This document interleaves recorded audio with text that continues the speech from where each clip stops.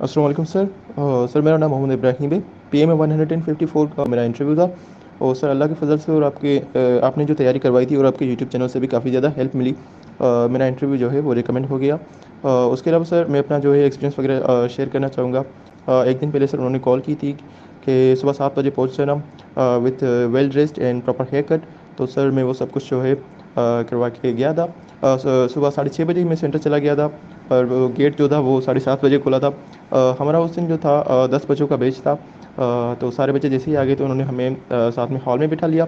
Hall में बिठाने के बाद सर उन्होंने हमें जो है बायोडाटा फॉर्म दिया। बायोडाटा फॉर्म जो था वो मैं ऑलरेडी यहाँ से प्रैक्टिस करके गया था। तो बायोडाटा फॉर्म जो है मैंने वो वहाँ पे इजीली जो भी था उसकी रिक्वायरमेंट वगैरह मतलब अच्छे से जो भी था मैंने वो सही से फिल कर दिया।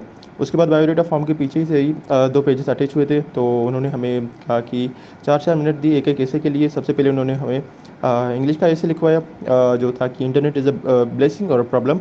तो काफ़ी ज़्यादा मतलब इजी था, प्रैक्टिस करके गए थे, आपके यूट्यूब चैनल से भी काफ़ी ज़्यादा हेल्प मिली थी। तो वहाँ पे जो है ऐसे मैंने तकरीबन 10-12 लाइन्स लिख दी। उसके बाद हमें 1 मिनट का ब्रेक दिया गया और उसके बाद हमें कहा कि भाई उर्दू का ऐसे लिखें। उर्दू का ऐसे में हमारा टॉपिक था कि नौजवानों के लिए बढ़ती हुई बेरोज़गारी के क्या सवाल हो सकते हैं। तो सर वो भी मतलब काफ़ी ज़्यादा ईजी था, इतना ज़्यादा कॉम्प्लिकेटेड नहीं था क्योंकि ईजी टॉपिक ही आ रहे थे। तो ऐसे लिखने के बाद सर हमें तकरीबन 2 घंटे तक वेट करवाया।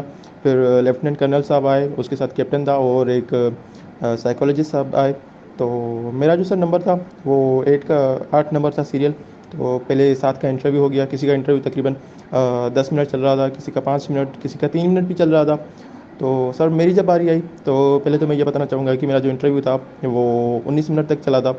और मेरा जो कलीग था साथ में उसने मुझे बताया था कि भाई आपका इंटरव्यू जो था वो 19 मिनट तक चला था। तो सर इंटरव्यू में वो बेल दे रहे थे क्योंकि जो था वो ग्लास का डोर था। तो नॉक करने की कोई ज़रूरत नहीं पड़ रही थी। तो बेल लगी तो सर मैं गया, मैंने दरवाज़ा खोला। उसके बाद दरवाज़ा खोलने के बाद मैंने कहा मैं कम इन सर। उसने कहा यस प्लीज़ जेंटलमैन। तो मैं गया सर, सामने लेफ्टिनेंट कर्नल साहब बैठे हुए थे, साइड में कैप्टन बैठे हुए थे जिसके पास मेरा बायोडाटा फॉर्म था और साइड में साइकोलॉजिस्ट बैठे हुए थे। तो मैं गया सर, चेयर के लेफ़्ट साइड पे मैं खड़ा हो गया। तो उन्होंने कहा प्लीज सिट। मैं बैठा। तो उसने कहा कि हाउ आर यू। मैंने कहा सर अल्हम्दुलिल्लाह fine, what about you. I am also fine, thank you. तो सर उसने मुझे कहा कि पहले इंट्रोड्यूस योर सेल्फ। मैंने सर प्रॉपरली अपना इंट्रोड्यूस करवाया, पहले अपना नाम बताया, वालिद का नाम बताया, फिर उसके बाद मैंने एजुकेशन बताई और मैं कहाँ से बिलोंग करता हूँ वो बताया। हॉबीज़ वगैरह सर नहीं बताई क्योंकि जितना पूछा जाता है आपने कहा था कि सिर्फ उतना ही जवाब देना होता है। और उसके अलावा इंट्रोडक्शन के बाद उसने कहा कि tell me about your parents. तो पेरेंट्स के बारे में मैंने बताया कि मेरा वालिद क्या करता है, मेरी वालदा क्या करती है। और उसके बाद उसने पूछा कि सिबलिंग्स क्या करते हैं, मैंने सिबलिंग्स के नाम बताए, सिबलिंग्स के। और उसके बाद वो कौन सी क्लास में है मैंने वो बताया।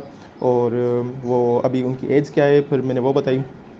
तो उसके बाद सर वो मुझे फॉर्म ही देख रहा था, ऐसे देख रहा था। तो उन्होंने कहा कि don't you think so you should improve your Urdu hand writing. मैंने कहा ऑफ कोर्स सर। क्योंकि सर मेरी जो उर्दू हैंड राइटिंग थी वो काफ़ी ज़्यादा अच्छी नहीं थी। तो सर मैंने लेफ्टिनेंट कर्नल साहब को एक जो है मुतमईन जवाब दिया। मैंने कहा कि sir I belong from that area. वहाँ पे जो है वो रूरल एरिया से मैं बिलोंग करता हूँ जहाँ पे जो है सिंधी जो लैंग्वेज है ना वो ज़्यादा लिखी जाती है और पढ़ी जाती है। That's why my Urdu hand writing is not very good. तो उसने कहा कि नाइस। फिर उसने सर मुझे एक सिचुएशन टाइप क्वेश्चन दिया था। लेफ्टिनेंट कर्नल साहब ने ही मेरे से सबसे ज़्यादा इंटरव्यू किया। तकरीबन 1 या 2 सवाल पूछे थे मुझसे साइकोलॉजिस्ट ने। तो सिचुएशन टाइप क्वेश्चन सर ये था कि उसने कहा कि so you have done your matriculation from APS college. मैंने कहा यस सर। तो उन्होंने कहा if I give you 30 million what would you do for your school. तो उससे मैंने तो 4-5 सेकंड पहले सोचा। फिर मैंने कहा कि sir I would like to improve my infrastructure of school and furniture type and also improve computer labs and science labs. और जो टीचर्स हैं उनकी जो है ट्रेनिंग पे मैं थोड़ा सा जो है इन्वेस्ट करना चाहूँगा। तो उसने कहा कि 30 million is a huge price, what would you do with the rest of it. मैंने कहा of course 30 million is huge price with that kind of with that kind of work. क्योंकि 30 मिलियन सर काफ़ी ज़्यादा price थे। और मैंने कहा कि sir school is already well perfect.